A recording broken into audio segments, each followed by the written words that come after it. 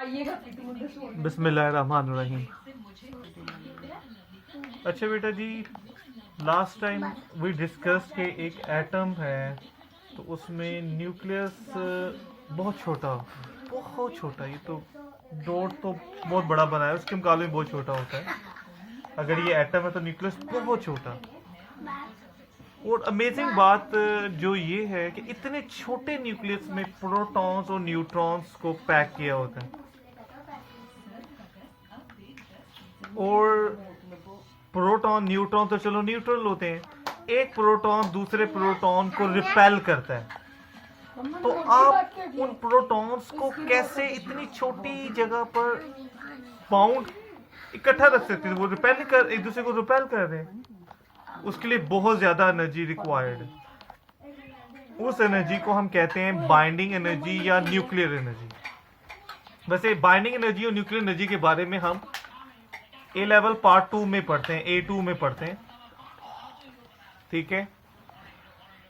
तो यहां पर अब हम डिस्कस कर रहे हैं कि जब इतने पार्टिकल्स को हमने रखा होता है जो रिपेल कर रहे हैं, तो उन्हें बाउंड करना बहुत मुश्किल है, राइट।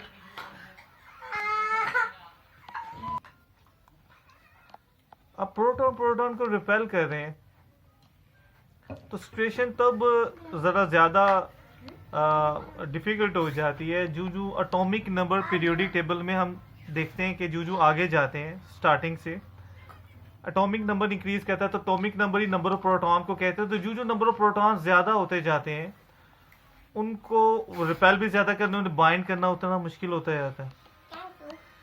एक हद होती है कि जब एटॉमिक नंबर 82 से ज्यादा हो जाए, यानी 82 से ज्यादा प्रोटॉन्स हो जाए, तो एक फैक्ट है कि न्यूक्लियस के लिए अपने प्रोटॉन्स को, अपने न्यूक्लियॉन्स को बाउंड रखना मुश्किल हो जाता है, वो नहीं रख सकता, अनस्टेबल हो जाते हैं। तो ऐसे न्यूक्लियस अनस्टेबल हो जाते हैं तो उनसे कंट्रोल नहीं होता, स्पॉन्टेनियस के मतलब अनकंट्रोल, खुद ब खुद रेडिएशन निकलने लग जाती है। दीज रेडिएशंस जो निकलती हैं वो 3 तरह की होती हैं। इस प्रोसेस को हम कहते हैं न्यूक्लियर रेडियो एक्टिविटी या नेचुरल रेडियो एक्टिविटी। ये नेचुरली होता है, कोई और चीज नहीं ट्रिगर करती रेडिएशन निकालना। और वो क्यों रेडिएशन निकालते हैं? ताकि वो अनस्टेबल से तब तक वो न्यूक्लियस रेडिएशन निकाल जब तक वो स्टेबल नहीं हो जाता। अच्छा, ये रेडिएशन 3 टाइप की होती है जी। Here is a lead box. ये लेड वो पेंसिल के सिक्के वाला लेड नहीं, वो ग्रेफाइट होता है जो पेंसिल के सिक्के में यूज होता है, उसे वैसे लेड कहते हैं। Lead is one of the most dense materials in the world, one of the most if not most. और लेड में खूबी है कि ये इन रेडिएशन को रोक देता है। ये रेडिएशन डेंजरस है, ये वही रेज है जो एटम बम्स के एक्सप्लोजन के बाद निकलती हैं, और ये शायद उसके धमाके से ज्यादा डैमेज करती हैं, ठीक है। ये रेडिएशन तीनों नजर नहीं आती हमें नेकेड आई से, लेकिन आगे हम एक फोटोग्राफिक शीट रख दें इनके सामने, तो फोटोग्राफिक शीट की फोगिंग से जहां जहां ये पड़ती है वहां वाइट निशान हमें कुछ इंफॉर्मेशन मिलती है। लेड इनको रोक लेता है, रेडिएशन को अब्सॉर्ब कर लेता है, इसलिए एक बॉक्स रखने से यानी सराउंडिंग में नहीं जाएगी, सिर्फ रेडिएशन यहाँ जहाँ होल है वहीं से निकल सकती है। यहाँ हम रेडियो एक्टिव सैंपल रखें या सैंपल्स डिफरेंट किस्म के बारी बारी रखें, और आगे एक इलेक्ट्रिक फील्ड लगा दें। इलेक्ट्रिक फील्ड कहते हैं पॉजिटिव और नेगेटिव टर्मिनल कहीं लगा दें, तो नेगेटिव और पॉजिटिव टर्मिनल में जो फील्ड होती है वो इलेक्ट्रिक फील्ड है। तो हम देखते हैं जो फोटोग्राफिक प्लेट है ना, इस पे 3 डिफरेंट जगहों पर निशान आते हैं। एक अल्फा पार्टिकल्स जो नेगेटिव की तरफ बेंड होते हैं, तो नेगेटिव की तरफ कौन अट्रैक्ट होगा? जिसपे पॉजिटिव चार्ज होगा। तो ये पार्टिकल पॉजिटिवली चार्ज थे, they were named as alpha particles. वैसे ये सबसे कम बेंड होते हैं क्योंकि हैवी होते हैं। और एक जो पॉजिटिव की तरफ बेंड हो जाते हैं, तो पॉजिटिव की तरफ कौन अट्रैक्ट होगा? जिस पर नेगेटिव चार्ज होगा। They were named to be beta. Alpha का साइन डायरेक्टली प्रोपोर्शन जैसा है, बीटा का साइन कैपिटल बी की तरह लाइन को थोड़ा लंबा कर दें, ये बीटा का सिंबल है एक। नेगेटिव पार्टिकल्स और जो सीधे के सीधे चले जाते हैं यानी डिफ्लेक्ट होते ही नहीं, क्यों नहीं होते? कि उन पे कोई चार्ज ही नहीं होता, ना पॉजिटिव नेगेटिव, इसलिए वो ना नेगेटिव ना पॉजिटिव, वो सीधे के सीधे चले जाते हैं। They were named as gamma rays. Gamma का साइन स्मॉल आर की तरह जो जरा लिखा है तो कभी कभी वाई जैसा भी लगता है, ठीक है। तो ये 3 किस्म की रेडिएशन है। हमें एक और तरीके से पता चलता है ये वाकई ही 3 ही है, कोई और नहीं। वो कैसे? वो है अगर हम मैग्नेटिक फील्ड अप्लाई करें तो यहाँ ये जो एरिया क्रॉस है ना, ये रिप्रेजेंट कर रहा है मैग्नेटिक फील्ड है, और क्रॉस का मतलब इनटू द फील्ड, यानी ये। तो ये रेडिएशन आ रही है, फोटोग्राफिक प्लेट है। तो हम ये Fleming left hand rule apply करते हैं। मैग्नेटिक फील्ड इनवर्स है, ये अंदर की तरफ, पार्ट रेज इधर जा रही है और फोर्स ऊपर की तरफ लगेगी ऊपर। तो ये जो हमारा फ्लेमिंग लेफ्ट हैंड रूल है ना, ये पॉजिटिव चार्ज के लिए बना है। तो जिस पर फोर्स ऊपर की तरफ लगती है इसका मतलब वो पॉजिटिव चार्ज है, वो अल्फा है। और जो ऊपर की बजाय उल्टा नीचे जा रहे हैं इसका मतलब वो पॉजिटिव के ऑपोजिट है, यानी नेगेटिव है, देवर बीटा। और जो ना ऊपर जा रहे थे ना नीचे जा रहे थे उन पे ना पॉजिटिव चार्ज है ना नेगेटिव है, वो गैमा रेज, राइट। तो ये 3 किस्म की, अगेन हमें पता चलता है ये 3 किस्म की रेडिएशन ही है। अच्छा, यहाँ एक बात नोट करना है, अल्फा हमेशा हैवी होने की वजह से जरा कम बेंड करते हैं, बीटा ज्यादा बेंड करते हैं, राइट। तो ये 3 किस्म की रेडिएशन है। अच्छा, यहाँ एक बात बिफोर वी मूव ऑन, हमने कहा कि जो एटम्स या न्यूक्लियाई जिनका एटॉमिक नंबर, प्रोटॉन नंबर 82 से ऊपर हो जाता है वो अनस्टेबल है। लेकिन कुछ ना नॉर्मल एटम्स जिनका एटॉमिक नंबर 82 से कम भी है, उनके कुछ आइसोटोप्स होते हैं, वो भी अनस्टेबल हो जाते हैं। जैसा कि ये कार्बन 14 बीटा रेज निकालता है, क्योंकि नॉर्मल कार्बन होता है 612, ये 614, ये नॉर्मल नहीं है, बड़ा रेयर होता है, लेकिन ये स्टेबल नहीं होता। हाइड्रोजन जो कि नॉर्मल H11 की फॉर्म में होता है, उसका आइसोटोप ये भी रेडिएशन निकालता है, शायद गैमा या बीटा। तो ये जो आइसोटोप्स होते हैं ना, we call them radio isotopes, यानी ये रेडियो एक्टिव आइसोटोप्स है। अच्छा, आइसोटोप्स या ये रेस सिर्फ तबाही नहीं लाते, नहीं, इनके बहुत पॉजिटिव यूज हैं। बहुत सी डिजीजेस की डायग्नोसिस में, उनके ट्रीटमेंट में ये आइसोटोप्स ये काम करते हैं, राइट। अब सबसे पहले हम देखते हैं ये अल्फा बीटा गैमा है क्या, इनकी पहले पोस्टमार्टम करते हैं, इनकी प्रॉपर्टीज देखते हैं क्या है। जी, सबसे पहले अल्फा पार्टिकल्स। अगर आपसे कोई पूछे अल्फा पार्टिकल क्या है, तो 1 alpha particle is made up of 2 protons and 2 neutrons. इसके करीब तरीन जो शक्ल है वो है हीलियम न्यूक्लियस, हीलियम का न्यूक्लियस 4-2, उसमें भी 2 प्रोटॉन और 2 न्यूट्रॉन्स होते हैं। तो अल्फा पार्टिकल बिल्कुल इसके इक्वल होता है। यही रीजन है कि अल्फा पार्टिकल का सिंबल भी होता है 4 और 2। अच्छा जी, 1 alpha particle is made up of 2 proton और 2 न्यूट्रॉन। न्यूट्रॉन तो न्यूट्रल होते हैं ना, लेकिन प्रोटॉन पे पॉजिटिव चार्ज होता है, जिसकी वजह से alpha particles are positively charged.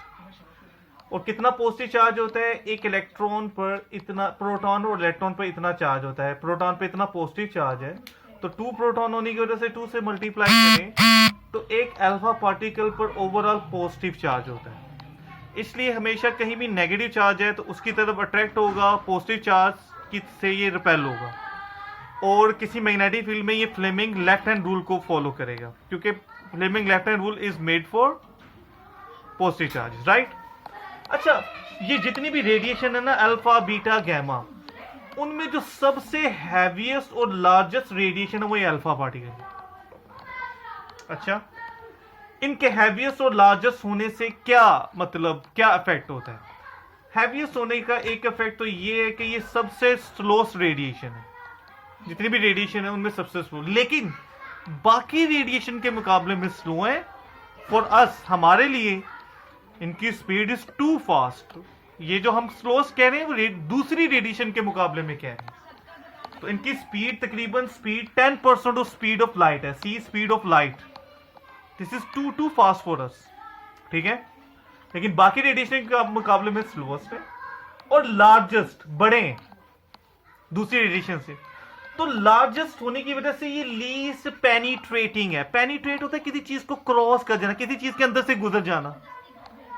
ये क्योंकि बहुत बड़े हैं, ये किसी चीज के अंदर से नहीं गुजर सकते। जैसे ट्रैफिक रुकी होती है ना, तो जो बाइक्स वाले होते हैं वो सबसे एंड पर भी होते बीच में से निकलते निकलते आगे तक चले जाते हैं। एट द एंड बाइक्स वाले सबसे आगे होते हैं, आप सिग्नल्स रुके होते हैं देखना। लेकिन ट्रक वाले ऐसा नहीं कर सकते। बड़ा जो होता है ना वो नहीं बीच बीच में से गुजर सकते। ये सब ट्रक की तरह सबसे बड़े हैं, ये चीजों को क्रॉस नहीं कर सकते। इवन ये पेपर से ब्लॉक हो जाते हैं। किसी मटेरियल में से अल्फा पार्टिकल्स निकलते हैं, तो ये बात ध्यान में रखना है आपने कि ये जो रेडिएशन निकलती है ना, अल्फा बीटा गैमा, तीनों एक ही मटेरियल से नहीं निकलती। कुछ मटेरियल हैं जो सिर्फ अल्फा पार्टिकल्स निकालते हैं, कुछ सिर्फ बीटा ही, कुछ सिर्फ गैमा, कुछ ऐसे होते हैं जो अल्फा बीटा दो, कोई सीधे, कोई ऐसे भी होते हैं जो तीनों भी निकालते हैं। इसलिए ये नहीं होता कि तीनों ही हर मटेरियल से निकलती हैं। ठीक है बेटा। अच्छा, एक ऐसा सैंपल या सोर्स, इन्हें रेडिएटिव सोर्स कहते हैं, जो रेडिएशन निकालते हैं, जो अल्फा पार्टिकल्स निकालता है। अगर आप उसे पेपर में लपेट दें तो उसकी रेडिएशन पेपर से बाहर नहीं आएगी, ये पेपर से भी ब्लॉक हो जाते हैं। इवन अगर इन्हें हम खुला एयर में भी मूव होने दें, रोके ना, तो ये 6 to 10 सेंटीमीटर बस इतना मूव करेंगे, यहां से यहां तक, इससे आगे नहीं। ठीक है, ज्यादा नहीं। ये they can only travel in vacuum.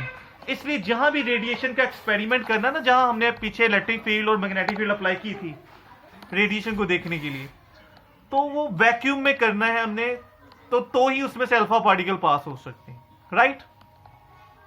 Rutherford experiment भी वैक्यूम में इसलिए क्या था, अगर किसी को याद हो, कि वैक्यूम में क्योंकि अल्फा पार्टिकल यूज किए थे, वो वैक्यूम में ट्रेवल कर सकते हैं।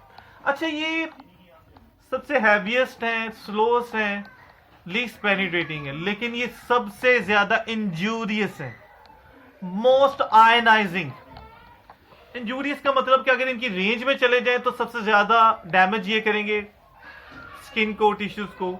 दूसरा मोस्ट आयनाइजिंग है। ये प्रॉपर्टी बहुत इंपॉर्टेंट है। आयनाइजिंग एक ऐसी प्रॉपर्टी है जो इन तीनों रेडिएशंस में, अल्फा बीटा गैमा में, ये इनकी पहचान भी है। ये मोस्ट आयनाइजिंग है। आयनाइजिंग का मतलब क्या होता है, ये जब किसी एटम से टकराते हैं, क्योंकि हैवीएस्ट है, तो उसको छोड़ देने, उसके इलेक्ट्रॉन निकाल देते हैं। एक एटम से इलेक्ट्रॉन निकल जाए तो वो आयन बन जाता है, पॉजिटिव आयन। एटम पे पॉजिटिव चार्ज आ जाता है ना, वो भी एटम नहीं आयन बन जाता है, एटम नहीं रहता। इसे कहते हैं आयनाइजिंग। तो ये जिससे टकराते हैं उसके इलेक्ट्रॉन्स निकाल देते हैं, तो ये मोस्ट आयनाइजिंग है। ये याद रखना, ये इनकी प्रॉपर्टी।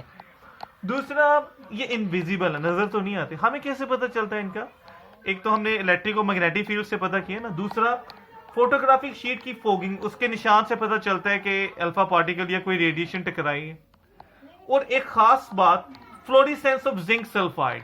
जिंक सल्फाइड एक खास मटेरियल है जिस पर जब अल्फा पार्टिकल्स पड़ते हैं ना, तो वो खास किस्म की लाइट प्रोड्यूस कर, चमकने को कहते हैं फ्लोरेसेंस, शाइन होना। और उनका चमकना हमें बताता है कि यहां कोई अल्फा पार्टिकल्स मौजूद है। राइट।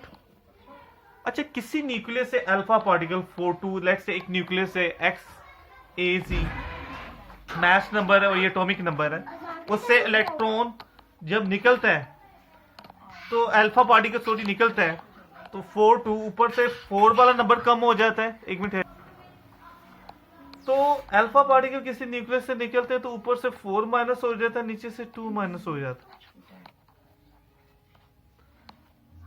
क्योंकि ये निकलना ना, निकलने का मतलब सब्ट्रैक्ट होना। तो किसी भी न्यूक्लियस से, फॉर एग्जांपल यूरेनियम 23592 है, तो इससे जब अल्फा पार्टिकल 4-2 निकल रहा है तो ऊपर से मास नंबर 4 कम होगा, 235 में से 4 कम 231, और नीचे से 2 कम होगा, चार्ज नंबर या प्रोटॉन नंबर 92 से 90 हो जाएगा। अच्छा, जब ये एटॉमिक नंबर चेंज हो जाता है ना, तो वो एलिमेंट पहले जैसा नहीं रहता। यानी पहले अगर लेट से एक्स था, वो कोई डिफरेंट हो गया वाई। जैसे यहाँ यूरेनियम से मैंने ये सपोज ही लिखा, मे बी ये राइट, ये थोरियम बन जाएगा। लेकिन ये याद रखना है कि अल्फा पार्टिकल निकलेगा, ऊपर से 4 कम होगा और नीचे से 2। Right. Next, radiation is beta particle. कोई पूछे कि बीटा पार्टिकल्स क्या होते हैं, तो बीटा पार्टिकल्स इलेक्ट्रॉन्स होते हैं। इलेक्ट्रॉन पे नेगेटिव चार्ज होता है और उसका मास नंबर 0 होता है, मैस नंबर में इलेक्ट्रॉन नहीं ना इन्वॉल्व होते। इस तरह बीटा पार्टिकल को भी 0 और -1 से रिप्रेजेंट करते हैं।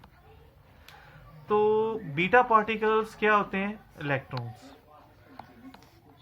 अब ये अल्फा, बीटा, गैमा तीनों रेडिएशन न्यूक्लियस से निकलती हैं, एटम के न्यूक्लियस से। तो क्वेश्चन आता है, एटम के न्यूक्लियस में इलेक्ट्रॉन्स कहां से आगे जो बीटा बन जाते हैं? उन्हीं इलेक्ट्रॉन्स को जो न्यूक्लियस से निकलते बीटा पार्टिकल कहते हैं। तो कहां से आगे? तो न्यूक्लियस में मौजूद एक न्यूट्रॉन होता है। न्यूट्रॉन का चार्ज नंबर 0, मास नंबर 1 होता है। तो वो जब टूटता है ना, न्यूट्रल से निकला है ना, तो उसका एक हिस्सा पॉजिटिव बनता है जो प्रोटॉन है, चार्ज नंबर +1, मास नंबर 1, और एक नेगेटिव बनता है। न्यूट्रल के दो पार्ट्स होते हैं, पॉजिटिव एंड नेगेटिव। नेगेटिव वाला इलेक्ट्रॉन वही बीटा बन जाता है। ये प्रोटॉन न्यूक्लियस में रहता है, जब न्यूट्रॉन टूटता है तो इलेक्ट्रॉन न्यूक्लियस से निकल जाता है, emit and released like in the form of beta. तो ये न्यूट्रॉन न्यूक्लियस से निकलता है, तो then it is called beta particle, right. तो इलेक्ट्रॉन्स होते हैं beta particle. Beta particle electrons बहुत छोटे होते हैं ना, तो ये फास्टर भी बहुत होते हैं। इनकी स्पीड सब times 90% of speed of light. C is speed of light 3 × 10⁸ होती है ना स्पीड ऑफ लाइट। लेकिन इनमें खूबी है कि इनकी सब सारे बीटा पार्टिकल इनके कुछ स्लो भी होते हैं, तेज भी, वैरायटी है बड़ी। इनकी एनर्जी या स्पीड बड़ी वेरी करती है, ठीक है। अच्छा, छोटे होने की वजह से ये हाईली पेनिट्रेटिंग चीजों को क्रॉस कर देते हैं। कागज वगैरह से इजीली गुजर जाएंगे, कपड़ों से गुजर जाएंगे। हाँ, ब्लॉक्ड बाय थिक मेटल, कोई बड़ी मोटी मेटल हो तो उससे ही रुकते हैं, लाइक 5 मिलीमीटर ऑफ एल्यूमिनियम। ये ठीक मोटी मेटल है, ठीक है, 5 मिलीमीटर। तो कोई मोटी मेटल हो तो ये रुकते हैं, राइट। अच्छा, है इनविजिबल। इनका भी फोगिंग ऑफ फोटोग्राफिक प्लेट्स की फोगिंग से पता चलता है। दूसरा एक मटेरियल है बेरियम प्लाटिनोसाइनाइड। ये खास मटेरियल है जिस पर जब बीटा पार्टिकल पड़ते हैं ना तो वो शाइन होने लग जाता है। उसकी शाइनिंग यानी फ्लोरिसेंस हमें बताती है कि यहाँ बीटा पार्टिकल्स मौजूद है। अच्छा, बीटा पार्टिकल्स होते हैं -1, 0। तो अभी हमने ऊपर पढ़ा कि बीटा पार्टिकल्स के साथ एक प्रोटॉन भी प्रोड्यूस होता है न्यूट्रॉन के टूटने से। तो वो प्रोटॉन पहले मौजूद नहीं होता, ये नया प्रोड्यूस होता है। इसलिए जब भी किसी न्यूक्लियस से बीटा पार्टिकल निकलता है तो साथ में प्रोटॉन के प्रोड्यूस होने से प्रोटॉन नंबर 1 आ जाता है, ज्यादा हो जाता है, यानी इस प्रोटॉन नए प्रोटॉन के आ जाने की वजह से। इसलिए याद रखें, जब किसी भी मटेरियल से बीटा पार्टिकल निकलेगा, ऊपर वाला नंबर तो एज इट इज रहता है, नीचे वाला नंबर 1 प्लस हो जाता है, प्रोटॉन नंबर 1 ज्यादा हो जाता है। जैसे एग्जांपल है कार्बन 14। इसमें से जब बीटा पार्टिकल निकलता है तो ऊपर वाला नंबर एज इट इज रहता है, नीचे वाला नंबर 1 ज्यादा हो जाता है, और नीचे वाला नंबर चेंज होने से एलिमेंट भी चेंज, वो कार्बन नाइट्रोजन में कन्वर्ट हो जाता है, ठीक है। लास्ट और थर्ड रेडिएशन है गैमा रेज। अच्छा, इसमें जो खास बात है वो ये है कि गैमा के साथ पार्टिकल्स नहीं लिखा हुआ, रेज लिखा हुआ। क्या मतलब? गैमा सॉलिड नहीं है, पार्टिकल्स नहीं है, रेज हैं, लाइट रेज हैं। They are actually most powerful energetic electromagnetic waves. Electromagnetic wave को सिंपली क्या कहते हैं? लाइट। लाइट की सबसे पावरफुल शक्ल है ये, ठीक है। ये कैंसर सेल्स को भी खत्म कर देती है, तो पावरफुल। इनविजिबल नजर तो आती नहीं है।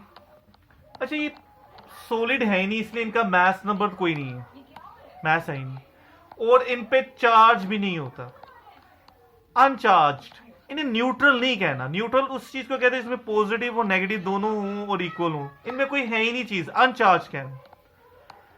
और इन पे क्योंकि चार्ज नहीं है, तो जिस चीज पर चार्ज नहीं ना होती उस पर ना इलेक्ट्रिक फील्ड का इफेक्ट होता है ना मैग्नेटिक फील्ड का। इसलिए हमने पीछे जब एग्जांपल की थी ना स्टार्ट में इस वीडियो की, कि ये दोनों फील्ड्स में, इलेक्ट्रिक मैग्नेटिक फील्ड में सीधी की सीधी निकल जाती हैं। अच्छा, ये होती ही स्पीड लाइट ही है, तो इनकी स्पीड भी स्पीड ऑफ लाइट है, यानी 3 × 10⁸ मीटर पर सेकेंड। ये स्पीड ऑफ लाइट वैक्यूम या एयर में होती, हर जगह नहीं लाइट की स्पीड सेम होती। अच्छा, ये मोस्ट पेनिट्रेटिंग है, ये किसी चीज से रुकते ही नहीं ऑलमोस्ट, यानी लेड से भी ये पार्शली ब्लॉक होती है, लेड या कंक्रीट से, राइट, कंप्लीटली नहीं। इसलिए जिन अल्लाह रहम करे जगहों पर कंक्रीट की बिल्डिंग ज्यादा होती है, वहां एटॉमिक बॉम्ब का अल्लाह रहम करे धमाका हो तो असर थोड़ा कम होता है, लेकिन ना ही हो अल्लाह करे। अच्छा, ये भी इनविजिबल है, इनका भी वही पता चलता है, एग्जैक्ट वही सिनेरियो है जो बीटा क्या क्या, ये भी फोटोग्राफी प्लेट को फोगिंग करते हैं और बेरियम प्लाटिनो साइनाइड ही को फ्लोरिसेंस उसमें यानी शाइनिंग प्रोड्यूस करती हैं। अच्छा, इनमें ऊपर नीचे कोई नंबर है ही नहीं, इसलिए किसी मटेरियल से जब निकलती है गैमा रेज तो ऊपर नीचे वाला नंबर एज इट इज रहता है। लेट्स से ये था, लेकिन निकलेंगी क्यों? फिर क्या निकला? एक्चुअली कोई जब न्यूक्लियस एक्साइटेड हो जाए, ये स्टार का निशान बता रहा है सिंबल के, ये न्यूक्लियस बहुत एक्साइटेड हो जाए, जैसे बहुत खुशी बहुत गम में शॉक या वो भी डेंजरस हो सकता है ना, एकदम बहुत ही ज्यादा excess of everything is bad, right. तो कोई न्यूक्लियस जब बहुत ज्यादा एनर्जी आ जाए तो उसे कहते हैं एक्साइटेड, वो अनस्टेबल हो जाता है, तो वो ये सबसे पावरफुल एनर्जी की शक्ल अपनी निकालता है, तो अपने आप को स्टेबल करता है, राइट। लेकिन ऊपर और नीचे वाले नंबर में कोई फर्क नहीं पड़ता।